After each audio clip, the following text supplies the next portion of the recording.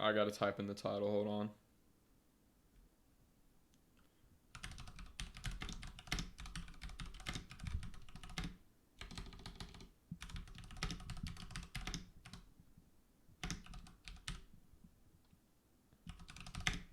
Oh God, it's 5. Yep, we're going live in like 2 seconds, boys.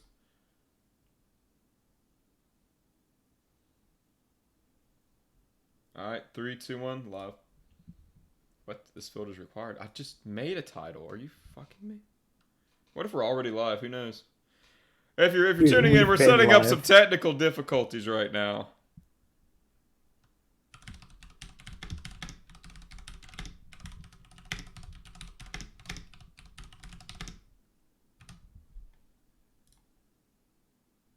I must select a game. We're not streaming a game. We're streaming this under Rust. There we All go. right.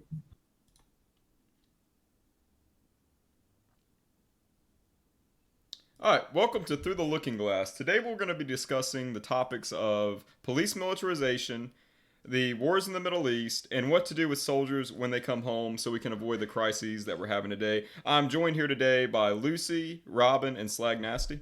How's it going, guys? It's going Great. great. Going good. Great, yeah. All right, so let's go ahead and lead into police militarization. How do you guys, I know, Slag, you're a little bit older than the rest of us. How have you seen the tactics and gear used by the police departments in your area evolve in your lifetime? All right. Well, I kind of have experienced both worlds. Like I've looked at what they do in Europe. Like in Europe, the stereotype used to be in like the 80s. Like you go around like Paris and the cops are rolling around with machine guns. I mean, they've been doing that for a long time. So after the war on terror started, after the attacks in 2001, the trade towers, you started seeing a lot more of that. Like, and I know you guys are, yeah, like, you know, like you said, I'm older than you guys, but I'm sure you guys can remember a time where you didn't see Deputy McGee rolling around with an assault rifle, because that's like normal now. You know what I mean? Oh, Like, definitely. Growing up, I would say, cops to yeah. me were always, they wore the blue uniform, black and white cars, but they had a handgun and maybe a reserve shotgun. That was the police to me. But now in modern days, they're buying military equipment and repurposing it, MRABs, things like that. It's looking very military, and it's all to get around a clause that was put into law. It's called like comedy. I'll have to look it up. Oh, I forget. posse comitatus. Yeah, posse comitatus. There it is. And that's Yeah, where you that's can't the use the law that U.S. forbids the military, military. yeah, Yeah. against the people. And it's a workaround to that. And ever since that was passed in the law, I watched this one video on it. They said before the ink even dried. This was like 1887, I believe, something like that. It's been challenged and used and just warped like any other law, but it's a very important law. The day that the military is used against the people is going to be a strike to liberty and freedom as a The whole. the police are known. There's a term. It's called domestic military. That's basically what they're known as. Um, and they can be useful for like national security when it comes to like invasion, for example. I mean, not that we need to worry about that because we've got just like millions of rednecks with gun safes, you know. But I definitely did notice a very big leap. Another thing I wanted to comment on, you guys may have something to say about it, is also the labor pool that they're pulling from, the recruiting guys, because they're getting ex-military guys that have done like, you know, 4 tours, 6 tours in Afghanistan, and now they're loosing these guys on the streets. And the thing is, if you look into cops, like the cops started to change. They went from being like, you know, like a big guy, you know, like a big what's a good example? Like a Donut. basketball player. Like look at like Charles Barkley or something. They're like big dumpy guys, you know, they're not like chiseled or anything. So we went from having these like large men to now they're like ripped, you know, and this was starting to happen in like early 2000 easy. Like you just see these juiced up cops. And I think that's part of the whole militarization, because you're recruiting veterans into the police force, which is good and bad, because some of these guys do come back with problems, and it's like, do you really want to give them like life or death authority over someone basically out the door? It's not Well, like the movies. with, Like, with you're the not just going to proper become with I the do think proper there is mental. an aspect of dominance in our police force. I mean, you could see that, with the UPS or the USPS shooting we had recently in Florida. Oh god, We can get into that, but that was I've seen that a horrible, lot. dude. I was in the there was a shooting a couple of months ago in Philadelphia. I'm not sure if you guys heard about that. It was I think 5 or 6 cops were shot, and I was there, unfortunately, and like just you do have to act quickly in a crisis, obviously, but just the amount of like police I saw that day, like speeding and like stuff like that, like you need to preserve life, but you can't put other people in danger and be so dominant, like you're saying, like these big men with their guns and their fast cars and stuff. No, they're just like, the way I look at it, I said juiced up, because these guys are like roided up and injected, and then you throw in like some PTSD, or maybe just a general disregard for human life, and what have you done? Like, there the problem is we always need more police officers, because it's like Judge Dredd. Like, there's a war on the police. They have a very tough job. Uh, and there's basically a war on these guys. Like you said, there were like 5 or 6 officers that were shot just recently. We had that sniper, what was it, last year in Dallas, targeting police. We had people this year dumping ice buckets on them. You're not even supposed to touch a cop. Like, So that's the way I was raised, was say hello and remember you can't touch these guys. And now we have people dumping ice on them.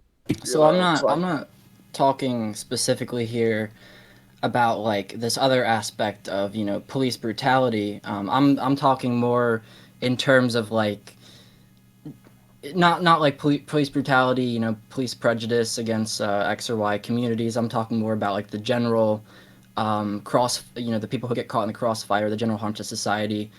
So when I was there in Philadelphia, there was one man shooting out of his house who was held up. He had a couple of guns, like a simple rifle or something, and they had about 200 police respond. So every police officer in the nearby like 5 mile center, especially since it was a police shooting, other police were there getting shot at. It was yep. just like hundreds of cars were going right past me, and I was actually unfortunate enough to be in front of a car that got hit by a police car, and multiple civilians who weren't involved at all had to be uh, escorted to the Well, hospital. And that's very related to what we saw at the USPS shooting, which was extremely tragic. Because you had a guy, um, the police handled that horribly. It was like a run and gun, like free for all. Like, we're just gonna charge this USPS truck. And just going guns blazing, and they ended up killing 2 innocent people. I mean, we saw a lot of praise for what that cop did in Texas. I don't know if you've seen that video where he's literally driving behind a car and he starts shooting through his own windshield while driving in traffic. Now, nobody was injured in that other than the perpetrators, other than the bad guys, but still, glorifying things like that and not having very stringent repercussions on things like that is leading to these incidents. And then you have, as far as veterans entering the police force, I think that's great. As long as they've been mentally screened and oh, they're no, not. no, no. Veterans can be a great asset.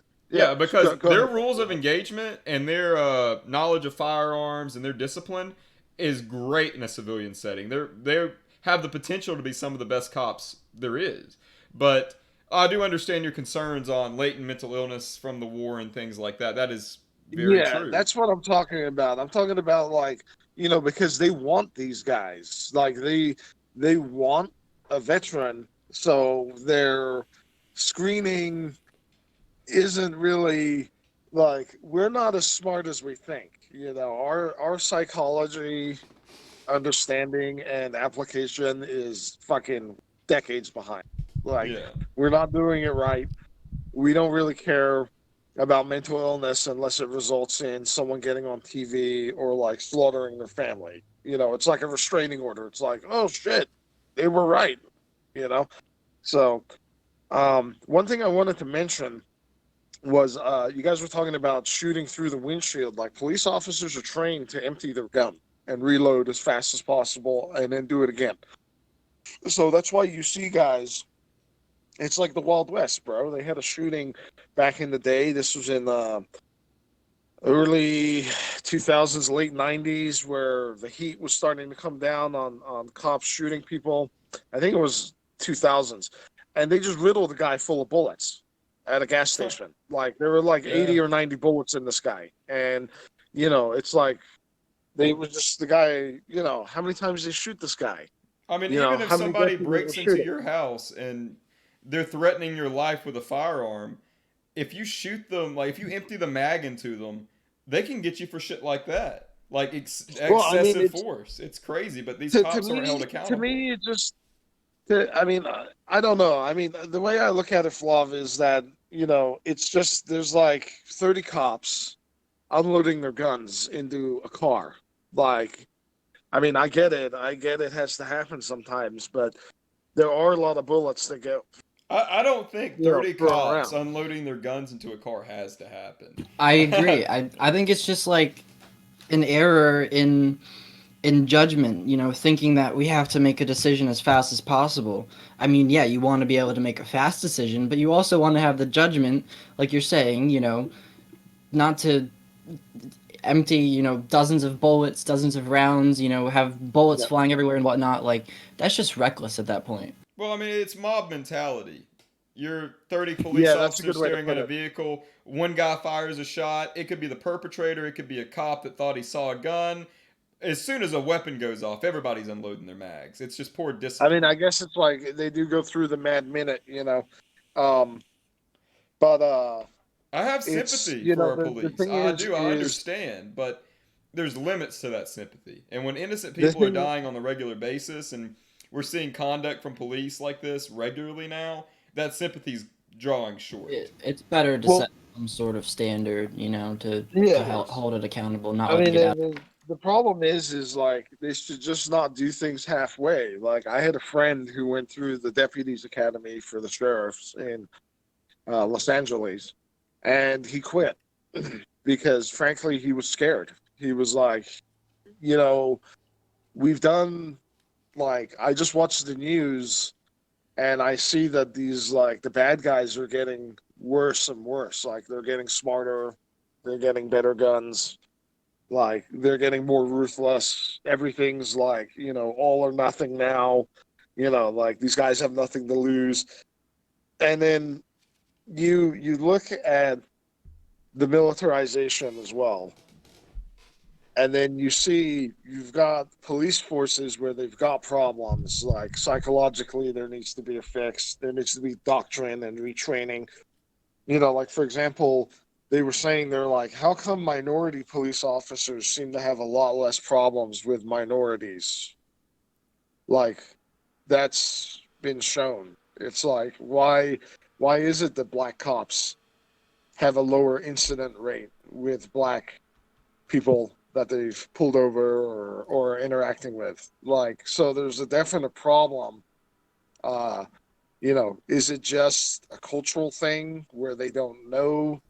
Like I don't like to split people into groups, but I do believe that there's like culture, Well, that's a and natural psychological I instance. Like, think I think that if you don't really know like etiquette or how you're really supposed to treat someone, like, and I would actually be interested in seeing how they treat non-minority suspects. Like, are they just a dick? Some of these people just can't get along even with their fellow person. It doesn't even matter if they're dressed a certain way. But I think there's definitely an issue there when you have minority cops outperforming like white cops. even if you give somebody a label, and just give them the label, nothing more, without them like being cognizant of, oh, this label's more negative. Like they internally, have major changes in their psychological output as a result of that. There's been a lot of studies on that. if you tell somebody that, oh, this child grew up in a poor household, then they assume things about the nature of that person, like their appearance or their intelligence. I think it's human nature. But if you are somebody, like a policeman or somebody, with important social roles, I think it's important that we look at the actual effects of that and how we can mediate it. I mean, to me, soldiers and police officers, when they can do it, should be ambassadors. Like, they should be guys, and police officers do it every day. Soldiers do it every day. They hardly make the news, but it's like they do acts of kindness and other things, like just remarkable things that, would they have done that if they weren't a cop or a soldier? Probably. But it reflects well on the profession, and the organization that the guy's a part of or the woman is a part of. So I just feel like there needs to be, like, just that, like, you should be a paragon, like, not just a cop. Like, I don't like when it's like when people just say like all jobs are equal. It's like you're not just a cop or just a soldier. Like, you may get paid like shit, in some cases, but it's like you're doing a job that's very important. It's specialized and it takes training. Like, not everyone can do it. Like, not everyone can do that work, and it could be a mental thing. And it's So interesting you brought that up. I posted a link in the Discord. Y'all can watch along. I'm actually going to go ahead and play that clip of that shooting that we're talking about with the Texas Okay. cop. And I'm going to play it for the viewers so they can understand what we're talking about. Let me go ahead and throw that on the screen for us. Alright. Going westbound Charleston from Mojave. Copy.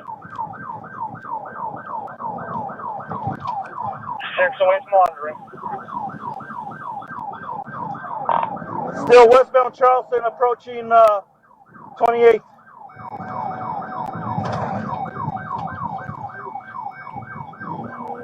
608 confirming pursuit, and how many do you have with you? Got one more unit. I've been shot at. So in the beginning of the video, Are you injured? for being shot at, he retrains a lot of Pass with discipline. your unit following the vehicle. We want to try to But as the video goes on, it From Charlie 1, are gets you injured? questionable. It's Charlie 4. I'm not injured. Okay, copy. Well, what I'm saying is, like, in the fight or flight, he's definitely not taking Watch the out! play Shots off. fired! Shots fired! Shots fired again! Copy. Where are you at, Charlie 4? Going northbound eastern from Charleston. Hey, back up! He's shooting!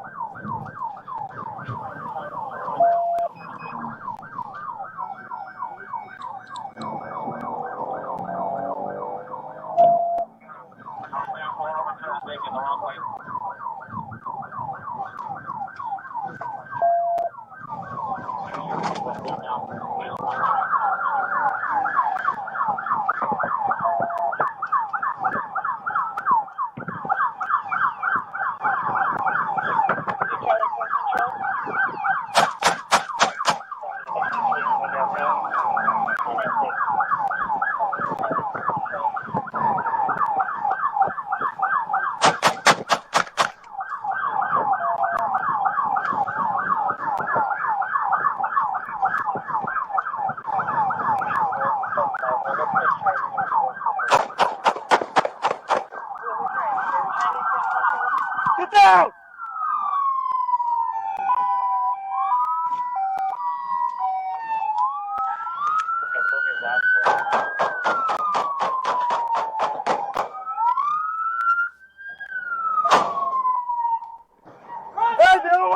Hey, I just wanted to say, I'm not sure, where did you post that, the video?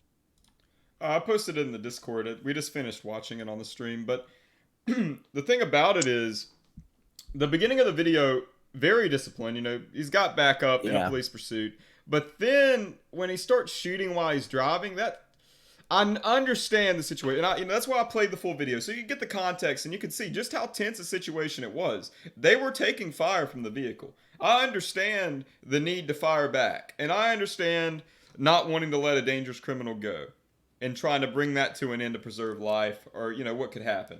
I mean, you But got to think about like where it started. They were on a high traffic road, right?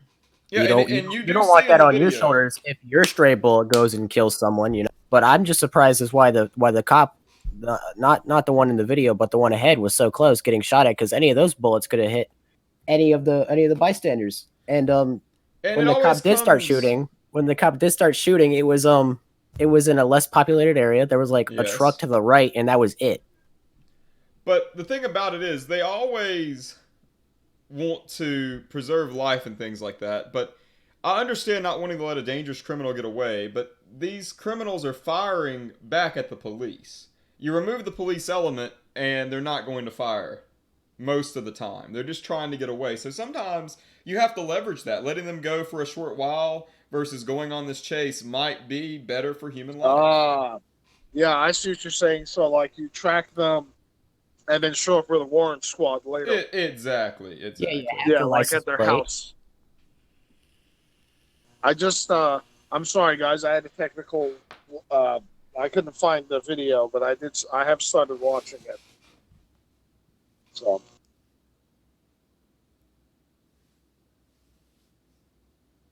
I mean, I see some rapid fire action going on. That doesn't Yeah. seem very accurate to me, you know. And then you're gonna have to reload while you're driving. He's lucky that he killed them. Because when he gets out of the car, he tries to put the magazine in the wrong way. He would have been killed. He's lucky that his shots actually hit something. But moving on to like soldiers when they come home, the U.S. has had a great impact in that regard with the VA and things like that. I mean, we try to do the best, but we all know. I mean, we look at our spending budget for the USA. It's it's lopsided. Like we spend more on defense than the next three countries combined, and it's by a big margin. It's huge. Our current defense budget is the highest of any country in the history of ever, which is absurd considering we're not really in any wars. We're not really having any land invasions happening.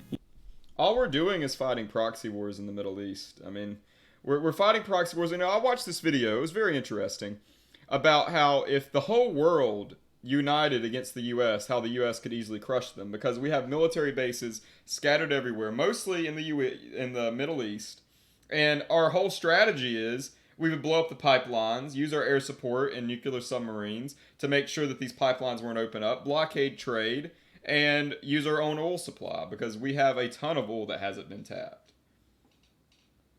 Which, I've always wondered, I know that we're fighting for oil over there, but this brought a whole new dimension to just the forethought of global conquest and self-preservation that holding these oil fields actually gives us. Which opened my eyes to why we're doing it. Which actually, I've always looked for a good reason. That's not a bad reason. Yeah, if I'm not mistaken, I don't believe anywhere near the majority of our oil comes from the Middle East these days. I think it might be something as low as 20%. Like you said, we have, you know, both major oil reserves federally, and also like in the ground. You know, we've discovered more and more, both in America and in Canada, although not as relevant. Vast amounts of oil, much more than we ever thought we had here. Yeah, and that's You see, that's really the oh, game that we're playing. Is we're playing the long game. Once the Middle East is depleted, we're going to become. I mean, right now we're consumeristic, but then we'll be exporting oil, and that is going to be a great economic boon. I'm not boon, boom. My fault. Last letter makes it different. Different meaning for a word. But what were you saying, Slag? yeah.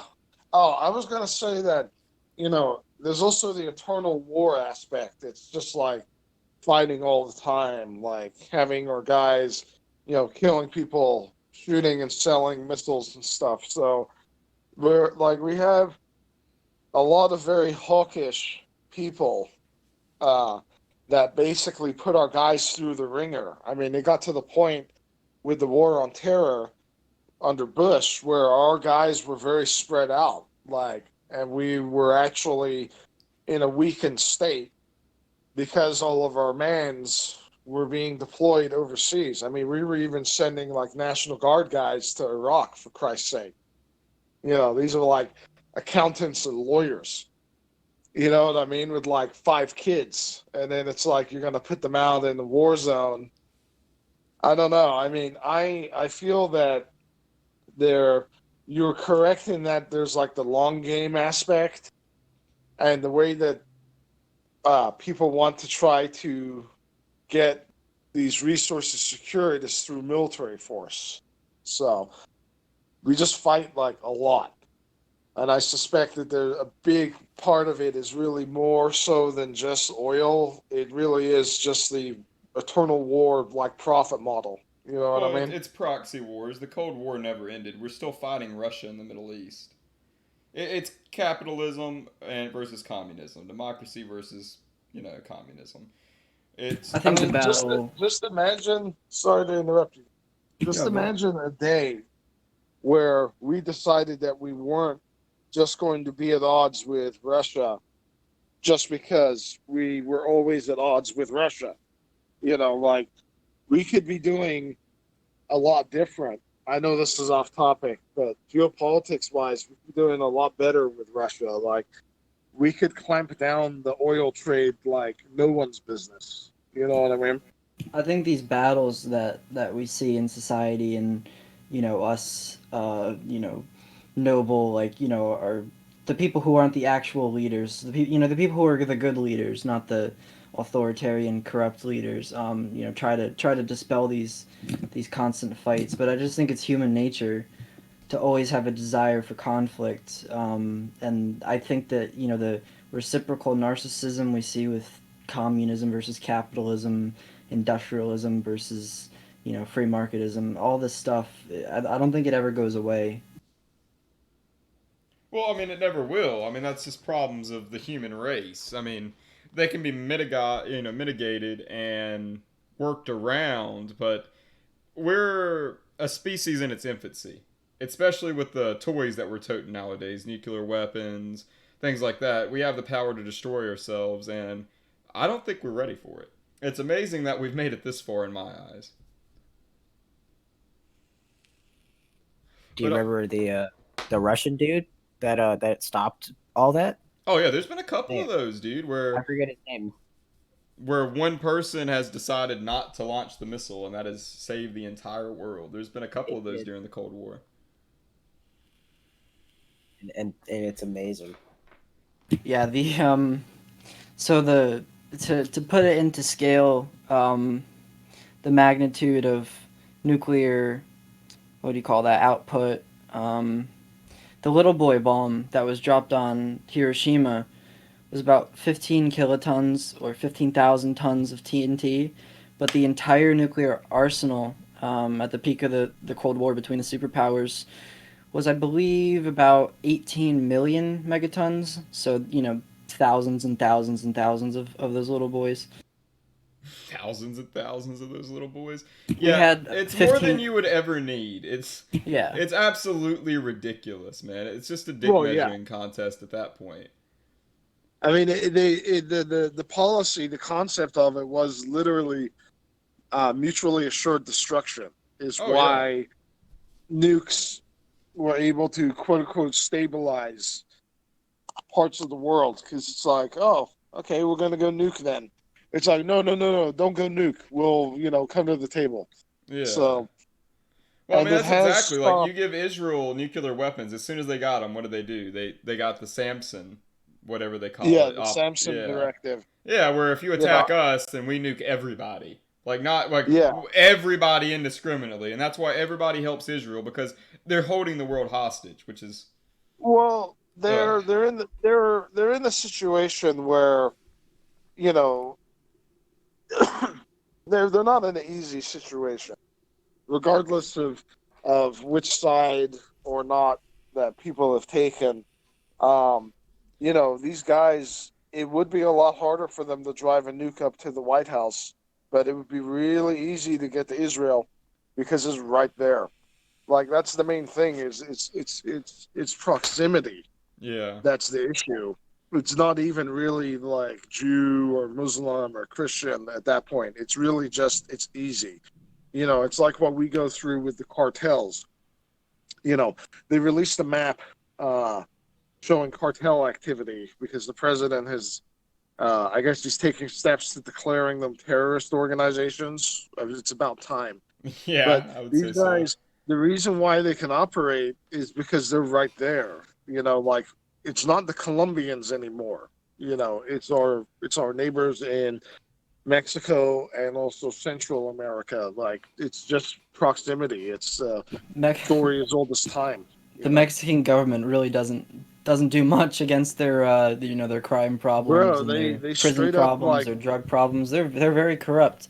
And even yeah, if even if the production of drugs and guns and stuff you know goes elsewhere and it's mitigated in Mexico, and that's happened recently, it doesn't matter, you know what I mean? Because the cocaine, the methamphetamine labs, all that stuff just comes from Colombia anyway. I mean, Either way, these like guys build submarines. Like and and people think they're worried about guns. Like these guys build narco subs um in the jungle and then push them off of a tributary into out into the ocean.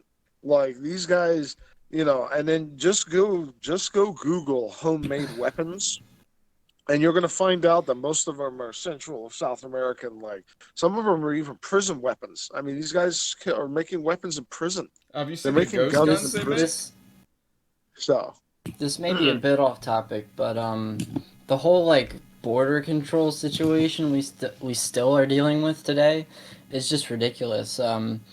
In June, there was a cargo ship about a mile from my house at a port in Philadelphia. They seized over $1.3 billion worth of cocaine from it. Like the fact that this stuff is still just going on right in front of our eyes is unfortunate. I yeah, mean, it's cocaine isn't bro, the scary so one. You know, much the money. the fentanyl analogs coming mostly Well, from The China and Chinese India. fentanyl. everything, most things that we see as habits of drug use, we actually get skewed with the drug war. The drug war is a failure. I don't believe in it. We should just decriminalize, legalize, and let it be. And I mean that all the way up to heroin. Because the thing Well, is, what about the if analogs? nobody's going to use the analogs when heroin's legal, the only reason that people are using the analogs in the first place is because heroin's Because getting more yeah, expensive and harder to because it's yeah cop and yeah exactly. you every time you make a substance illegal, you drive the potency up. It's just like what happened with alcohol prohibition. People used to drink mostly beer. Then liquor and moonshine and things came along because it's easier to smuggle. You get more for your Oh bang. yeah, More bang for the buck. yeah. So Well, a it's lot like of the these reason why. problems Oh, are just direct consequences of the war on drugs, which is hopeless and lost. And we God should bless have a the war on Mexicans for cartels. getting those things in here because we need them. Every all of you guys need to do yourself a favor and watch Clear and Present Danger. Link me to that later. Yeah, that's a good movie. That's what happens when the U.S. declares war on a drug cartel. Oh, I'm sorry, cartels. Because I do believe the war on drugs is a fucking joke. You know, if it was going to be a real war, it would have been like when we were fighting Pancho Villa, and we actually had parts of the army fighting him. You know what I mean? Like that's a real combat action. So I But mean, it comes. either I way, think it it's comes. equally futile. I don't think what the average American wants in terms of drugs has been represented at all. And I mean, that applies more generally to society, that it takes time for legislation to be implemented well. But, like, I think I saw a study the other day that said 82% of Americans feel that their basic rights are being infringed.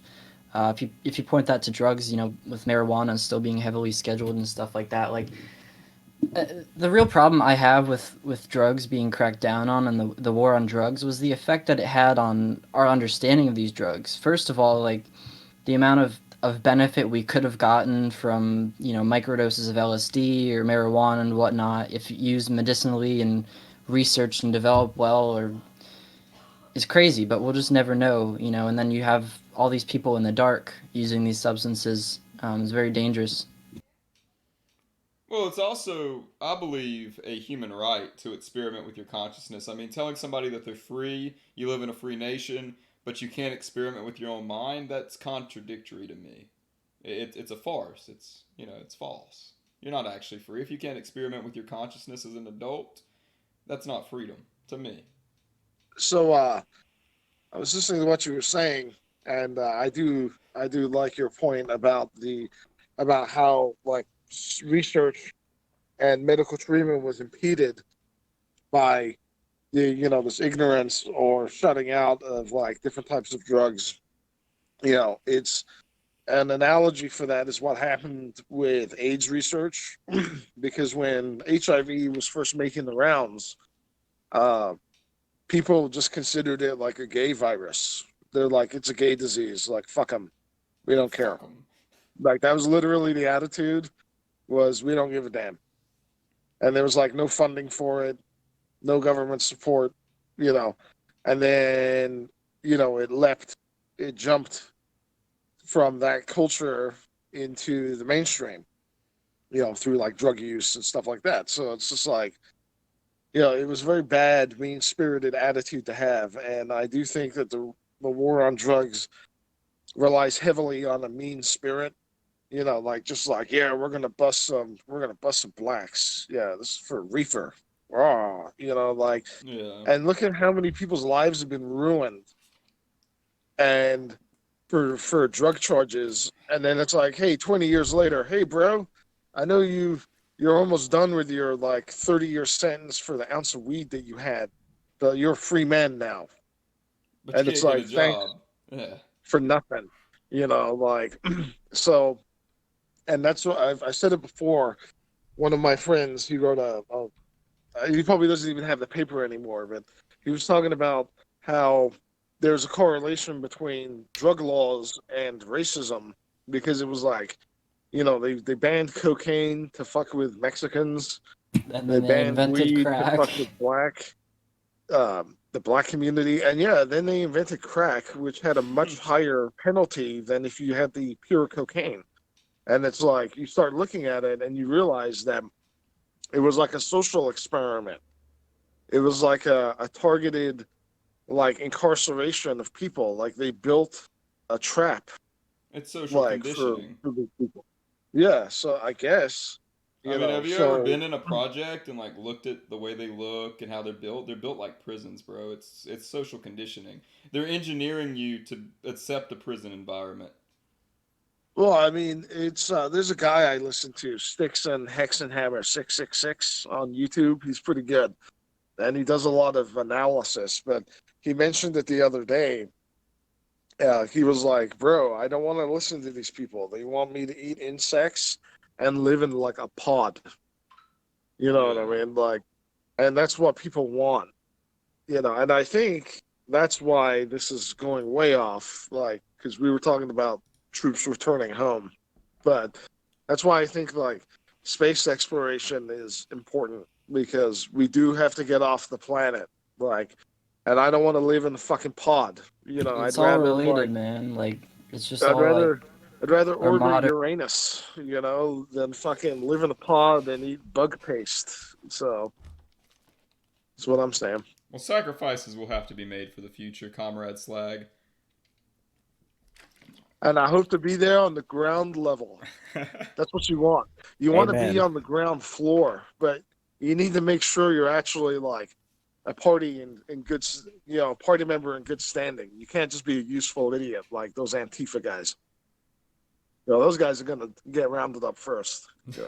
You got to be smart with your boongaloo. You feel me? You can't just post it all over social Yeah, media. if you're gonna sell out your soul to the slime, to quote Indiana Jones, the slime of humanity, is like, you may as well like enjoy it. I Yeah, guess like, you'll get exactly. real cheese. Start a You'll get the real podcast. government That's cheese. how you really reach people.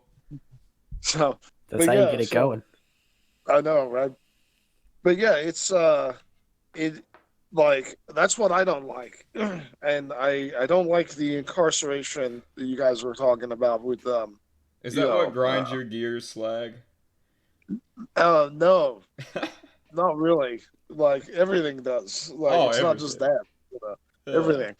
So, but it's, you look at it and you just see the hypocrisy too. It's like, you got guys flying on jets.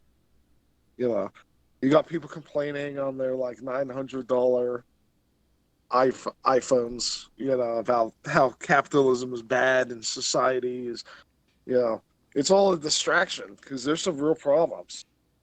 Yeah, we were discussing things that troops face when they come home. That was our original Well, I topic mean, that this we all were ties in discussing. because when they come home, I mean, I've heard a lot of stories of troops that come back and they look at the world around them and they're like, "What did I fight for? What did I protect?" Yeah, I mean, it's you see that's the thing. It's all connected. It's all like there's just a lot of incompetence. Like just because you're corrupt doesn't make you smart. Yeah. Like we can have corrupt, horribly corrupt, and incompetent leaders. That's something that sometimes people forget. Like I don't know. It's just you see these guys. They come home, and like you mentioned, the VA. All right, so let's get back to the soldiers. So they come home and they go to the VA and they get substandard care. You know, and it's like, okay, well, maybe they're going to get a good job, and they're going to make good money, and then they'll get their own insurance and stuff. Well, that doesn't happen to all of them because they're just like us. Not all of them are like exceptional. Like they did a good job, but they're not all geniuses. So some people aren't going to be able to hack it, and then you start seeing stuff like guys coming home. I mentioned this off the air. They come home and their house is like foreclosed on, and it's like, why is this happening? Like we have enough money to send these guys off, but yet we're not like able to get their back like when they come back. And then like the PTSD. I mean, imagine having to rely on the VA when they had like cockroaches and fly infestations from like dead bodies or like rotting body parts. Like now a guy's got to get his psychological treatment there, you know. Yeah, So the soldiers, when we send them off the war, we tell them they're the best. We equip them with the best, but when they return home, we discard them. It's absolutely horrible. yeah, There's no reason for it. We have the funding to take care of every soldier that goes out. We should have enough money to take care of them when they come home. This should or we do stupid brash shit. Like even when we send them off the war, it's like, here's your Humvee. It looks cool, and Arnold has one. yeah. What else can it do? Oh, we can strap weapons on it. Okay, that's cool. What about the armor? Oh, don't worry, that's coming. Like, so the I reasons that they wear helmets, like it's mostly psychological. Makes hmm. sense. I mean, there's also gonna be shrapnel and stuff. You wouldn't want to get beamed in the head with like a splinter. Yeah, but I I'm mean, you saying know what I like mean? studies have been shown that like it's mostly psychological. Soldiers fight more intently and feel better protected when they wear a helmet, even though battlefield casualties show that the helmets usually don't do much to stop I injury. mean, yeah, if you're getting, If you get shot in the blown head, you're up by a dead, tank bro. or shot in the head, Yeah. you're probably Yeah, just but dead. But I it's, don't I know. mean, I I can mean, understand it. Like if I'm in the middle of a war with people all around me, a helmet and some tall boots and a It's vest and a gun are gonna make me psychological. I feel a lot. mean, people well, with yeah, but the social clothes make the anxiety man. enjoy sunglasses and a hat. You Yeah, feel protected. there's It's a practical psychological. benefit to it. Yeah. Like, there's practical benefit. Um, but yeah, I can see what you're saying. I mean, it makes perfect sense. Like along what Lucy was saying, where it's like you have good equipment. Like I could see that. Like elite soldiers, one of the things that they have is they have good equipment. So, uh, is we do equip our guys, but I think that we have problems rushing into rushing to deploy these guys sometimes. Like we were not really 100% ready. And I think we could have probably waited like a little while before just invading Iraq without properly armored Humvees. And Yeah. that's where that Flav mentioned the name of it earlier, actually. It's like those mine resistant vehicles. I can't remember what they're called, but like the bottom of the truck is like a triangle. It looks like a boat keel Hmm. because it splits the blast and deflects as well as having the angle. Well, So there's a it's lot of technology. I mean, the U.S. has been fighting guerrilla wars since Vietnam, so we're getting better at it. But a urban guerrilla war, combat is just the by future, is concept, what it is said. very difficult to fight. Very, very difficult. I mean, imagine the battle for Los Angeles, bro. Like, have fun attacking Los Angeles. Like, and that's basically what you're looking at with the future of combat. It's either nighttime special forces guys who are like always busy, or Always busy, kicking in they're somebody's always door at busy. 3 in the morning. You know. Yeah, those guys are like apparently the amount of special forces activity makes a lie of any people trying to say that like military um, operations are down because proportionally these guys are apparently quite busy. Yeah. You Well, I know, mean, like also they're PMCs are on the rise, like Blackwater and things like that. And we sell off you a lot of see. contracts to these guys. They do I our dirty mean, I work. can see it for yeah. That's kind of the thing with the operators. I know they've got their black ops. Like those Yeah. guys are because the intel community is like, I guess Tightly those knit. guys like they kind of can get together and meet up. Like the old school guys still meet up at certain places and just like bullshit, Well, I mean, that's So with anything. You know, any yeah, job has caveats and cliques, and in the intelligent world, it's advanced networking. It's networking for nations. that You makes feel me? sense. It's like John Wick. Even assassins have hotels. Yeah, dude. Dude, Yeah, it makes the sense. Yeah, underworld, like I'm not some big gangster or anything like that, but my time Really? spent in the underworld, there was definitely cliques, and once you got in, you knew where to go, you knew who to talk to. It was very obvious. It was just concealed. You know what I mean? You had to know somebody to get in. That's how it always was. yeah. I mean, it's just like, but look at what we're talking about. Like, there's all this money, but yet there's not enough to support these guys and give warfighters the respect and support that they need. Like, pride aside, um, mustering pay and all that crap. Like, yeah, they can go buy like a new truck, cash only. But it's like we have all this money floating around. I would be curious to see how charitable these different groups were. Like Well, PMCs are worrisome to me because just because of political influence. Like I have no problem with private enterprise, but I have a problem with like lobbyists paid by private enterprise. And this can kind of loop into the whole incarceration aspect. Like we talked about this in season one with the private military or private prison economy.